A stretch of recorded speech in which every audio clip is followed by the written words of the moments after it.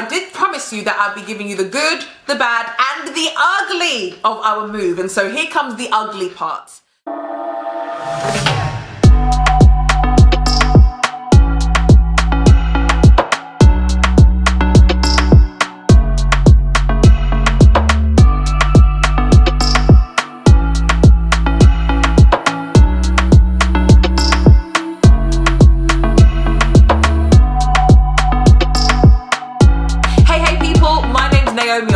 I'm mummy to Rianne and Aaron, and we are traveling from the UK to the motherland. That is right. Here we're going to be documenting our exciting new adventure as we move from the UK back to Ghana. And so if you are brand new to this channel, I'd like to take this opportunity to offer you a warm welcome and invite you to subscribe and ring the notification bell so that you can stay informed and be updated every single time we drop new content. And why not go ahead and let us know in the comments below that you have subscribed, and we will get back to each and every one of you. And to those of you who have already joined us on this journey, we'd like to say welcome back. Thank you so much for dropping by, and we do hope that you are enjoying the content that we are putting together so far.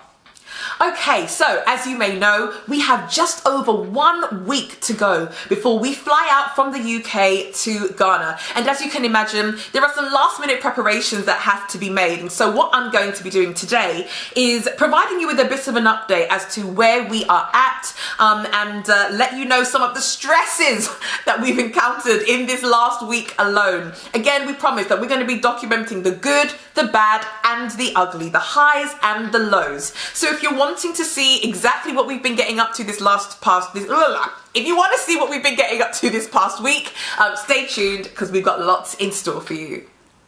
So as you may know, it is quite common for people when they're traveling back home, be it Africa, be it the Caribbean, or anywhere else in between, to send boxes or barrels of some of their essential items in advance. And we're no different. We did the exact same thing. I chose to send some essential items that may be either more difficult to find in Ghana or maybe really expensive in Ghana, to send those in advance just to try to lessen the hassle that we would experience when we actually do arrive. It's nice to have some of those kind of home comforts available for us. So that's exactly what I did. Now, I was going to use a shipping company that I had previously used last year. But when I contacted them, they informed me that they would not be able to take our bicycles unless they were brand new and boxed. Now, I have just spent some good money on some brand new bicycles for myself and my children. Therefore, leaving them behind simply was not an option. So, despite the disappointment, after some thorough Google searching and looking and reading reviews, I decided that I was going to go with a new company that I had recently discovered, and it was called Mank Global Logistics. I hope I'm pronouncing that correctly. And so I found them literally just by doing a Google search and reading the reviews, and I was impressed with what I saw. And most importantly, they said they would take our bicycles, even though they were not boxed. So I decided that I would book my collection with them. In the end, I shipped 5 extra large boxes, as well as 1 adult bicycle and 2 children's bicycles. That came up to a total of £500. So it was £80 for each large box, £50 for the adult bicycle, and £25 for each children's bicycle. So adding that all up, it came to £500. And the customer experience, I have to say, I was really impressed with. And of course, I can't give the full review because I haven't made it to Ghana yet and received our items. But once we do, I will be sure to document that also. And I'm hoping to be able to give a glowing review to this company because the experience that I've had so far has been absolutely amazing. So it started off with a text message on the day of collection with them letting us know that the driver was just 30 minutes away from our home address, and with a click of a button I could track him. And so I was able to track him from where he was on the road right to our front door, which was a really good touch. Upon arrival at our address, The driver walked through and was able to just identify and look at all the different items that we were taking, counted the boxes to confirm it was the 5, and also asked for the bicycles to be brought to the front of the house. My children brought those round, and they took pictures of everything that we were taking. Then we had to do the paperwork, and that really just comprised of a contact in Ghana, so that once it actually did arrive, that they would be able to make contact with someone. I gave my sister's number because I wasn't sure if my Ghana SIM card was still working, and I didn't want to have any headache with them not being able to make contact with us. So I gave my sister's number and gave our home address, because I will be there by the time the boxes arrive, so I'll be there to receive them. Once that was all confirmed, the drop-off was confirmed, then what was the next thing we did? Okay, then the next thing that they did was they printed stickers for each of the items. So every box had a sticker that had my name, the destination, the invoice number, as well as a barcode, which again I thought was a really cool touch. That was done in front of me. It was placed on each of the 5 boxes, as well as the 3 bicycles. Okay, once that was done, they asked about the value. In fact, I've probably got the order a little bit messed up. Whilst we were doing the paperwork, they asked about whether or not I wanted to take out insurance. Now, I must stress that I have never had any bad experience when it comes to shipping to Ghana. However, some of my friends and family have not been so lucky, and so I opted for insurance just in case. So I opted for insurance to cover us up to the value of £1,500, and for that I had paid 10%. So I paid an extra £150 to insure everything that I was shipping. So in the event of anything being lost or damaged in any way, then the company would reimburse us for that. So that was a really good touch as well. It was loaded up onto the van, and they were off on their way. So that was the shipping taken care of, and let me assure you, that was a huge weight off my shoulders. And also it was able to help us clear up the entrance hall a bit, which was starting to become very crowded with these boxes. So at the moment, I can say a massive thumbs up to Mank Global Logistics for excellent customer service, and I will be giving you all a full review of of what I really think about them once I get to Ghana and receive our items. So I'll keep you updated there. All right, so the next thing that we needed to take care of, and by we, I mean I, the next thing that I needed to take care of was booking our COVID tests. Now, it's been said that moving home is one of the most stressful experiences, and someone who has moved more often than I would have liked to, I can definitely be a witness and say yes, it is extremely stressful. Moving in the middle of a pandemic is even more stressful, and then add the layer of international travel to that, you're bound to experience headache, and most definitely that is what we have been experiencing. So as you can imagine, moving or international travel in a pandemic, there is some additional steps or some hoops that have to be jumped through, and one of those is COVID testing. Now, when I travelled to Ghana last year, I paid over £500 for our COVID tests here in the UK. So I was really not looking forward to having to foot that bill again. However, I spoke with my sisters, and they told me about a test centre where it's only £59, and so of course I jumped at the opportunity. So I went to www.expresstest.co.uk. I think that's the link anyway, and I booked the COVID tests through them. Now, as you may know, in order to travel to any parts of the world, I guess, the UK government has, I guess, a bit of a traffic light system. So you're going to have the red list, the amber list, and the green list. So where my mother is from in the Caribbean, Grenada, they're on the green list. But where my father is from, Ghana, they are on the amber list. And I think there are more implications for returning from these countries. But in any case, in order for us to gain access to Ghana, we must be able to show proof of a negative test. Sorry, let's say that again. Proof of a negative PCR test within 72 hours of our arrival at Kotoka International Airport. I think that is correct. So I booked our tests for Saturday, for Saturday the 21st of August at 10 a.m. Now, I was told on the website, it states that usually that you'll get the results by 10 p.m. the following day, but in exceptional circumstances it can be as much as 48 hours. And so with that, you know, I'm not an early bird, so I would have liked to book like a 3 p.m. test really, but just in case I was one of the unlucky few that made it into the 48-hour category, I decided let me go really early. So, well, maybe you say 10 a.m. is not really early, but for me it is on a Saturday. So we're going to go at 10 a.m. On Saturday for our tests, and then at the worst case scenario we should receive our results by Monday at 10 a.m. But really I'm expecting them on the Sunday, but we'll see how that goes. Anyway, I paid a total of £177 for the three of us, and I believe it includes an oral and a nasal swab. Not really looking forward to that, but it's better than the test in Ghana, because again, as you land in Ghana, before you even, literally as soon as you get off the plane, before you can pick up your bags, you have to have another COVID test. And this one, I believe, I'm traveling on my Ghanaian passport, so I believe it's only $50 US.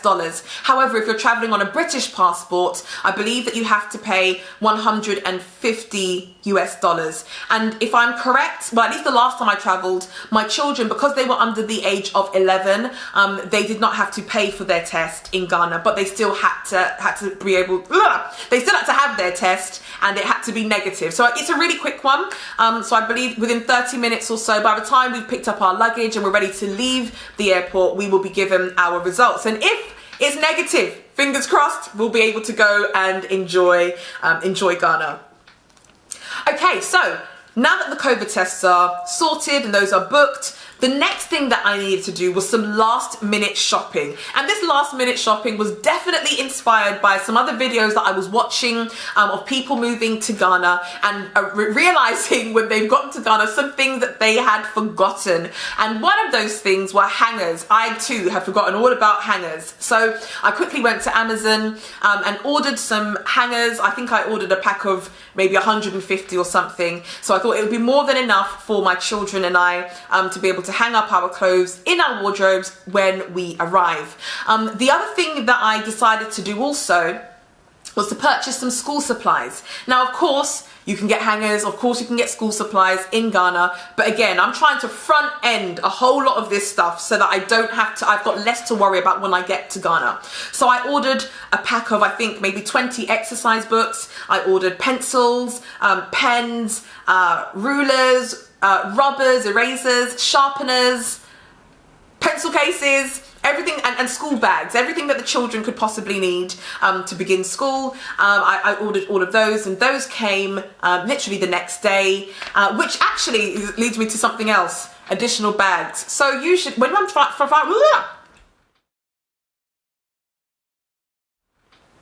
now, when you're flying with British Airways, the baggage allowance is quite good. You're able to have two 23-kilo bags. Unfortunately, unfortunately for us, with moving two 23-kilo bags each simply just hasn't been enough. So I'm going to be paying for two additional bags. So in total, we will be taking 8 23-kilo bags as well as our hand luggage. So I've needed to, you know, and the reason for that is because I'm going to be working in Ghana. Well, I'm going to be working remotely, so I need all my gear really to be able to make sure I can work efficiently and effectively. So meaning I've had to pack my second monitor, my lights, my external, you know, my additional keyboards and my risers. I need it all. So that took up extra space, which I didn't really plan for. So 2 additional bags are going to be traveling with us to Ghana also. So that is the additional bags, that is the COVID test, that is the Oh, last minute shopping as well. So, for those of you who've been to Ghana before, from the UK or from the US, you will know how important it is to have some medicines to hand.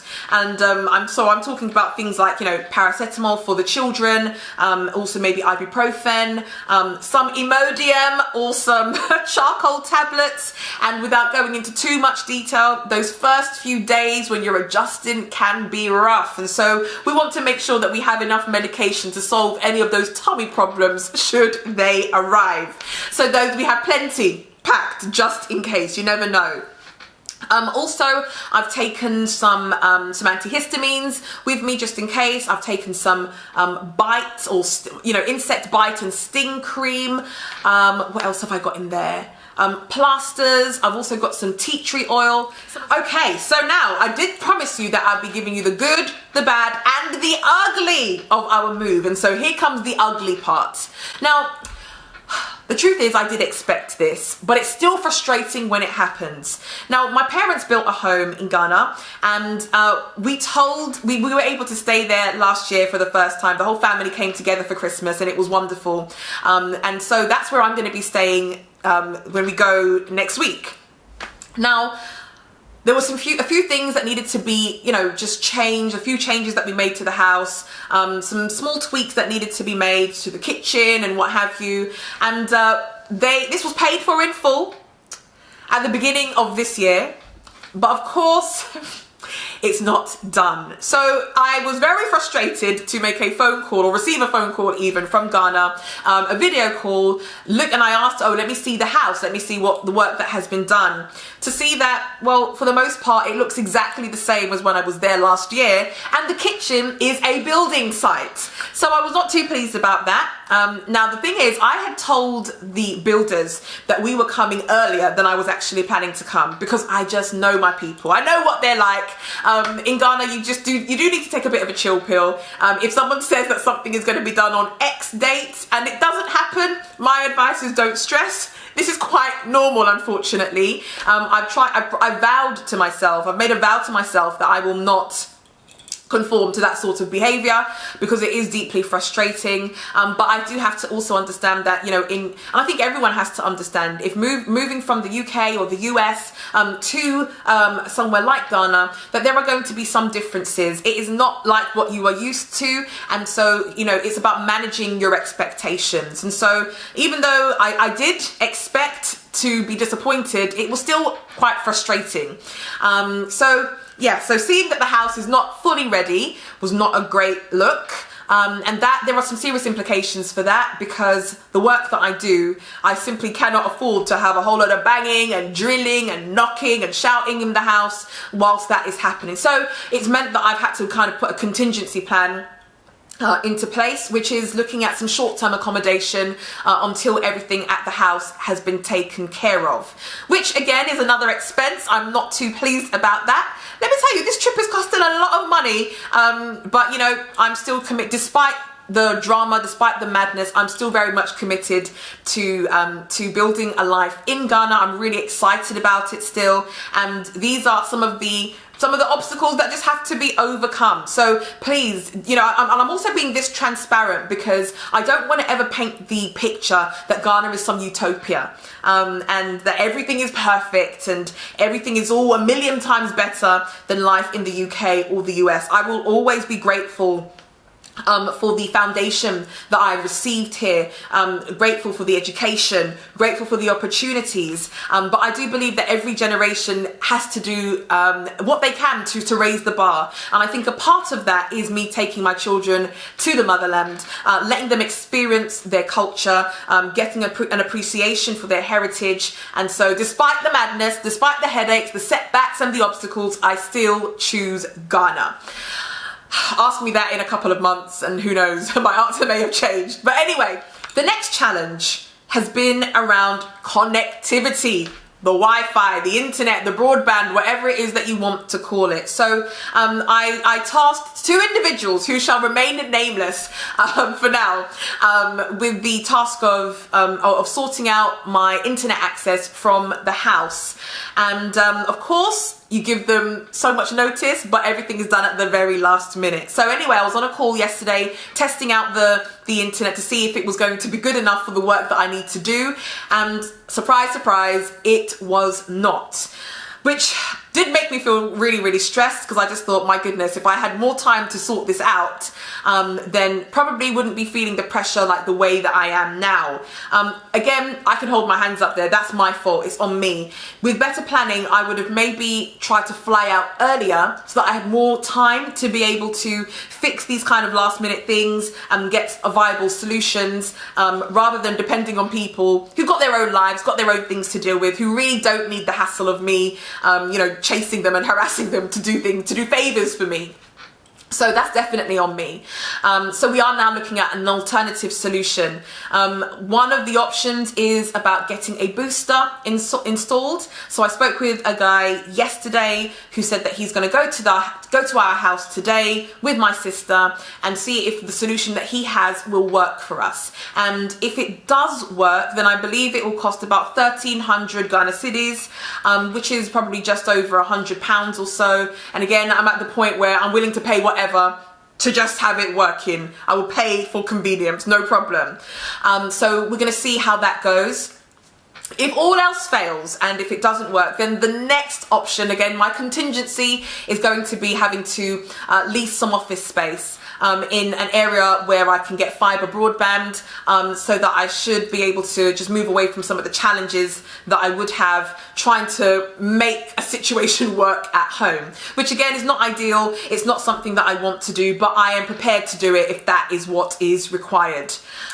Okay, so that is pretty much the end of our update. I'll have some more for you. My children didn't want to feature in this video because they haven't really had anything to do with this final process here. But in our next video, the children will definitely be back. They are over the moon. They are excited. They are fully packed already. They've even packed their hand luggage. I saw them dragging everything to the front door. I asked them where they're going. They said, oh, they're just bringing their suitcases and their hand luggage to the front door because they are ready to go to Ghana. So they'll be joining us for the next video, and I think the next one will be on the day that we are getting ready to travel. So thank you all so much for stopping by. If you have any questions or anything that you'd like us to cover, please do drop them in the comments, or if you just want to say hi, feel free to do that also.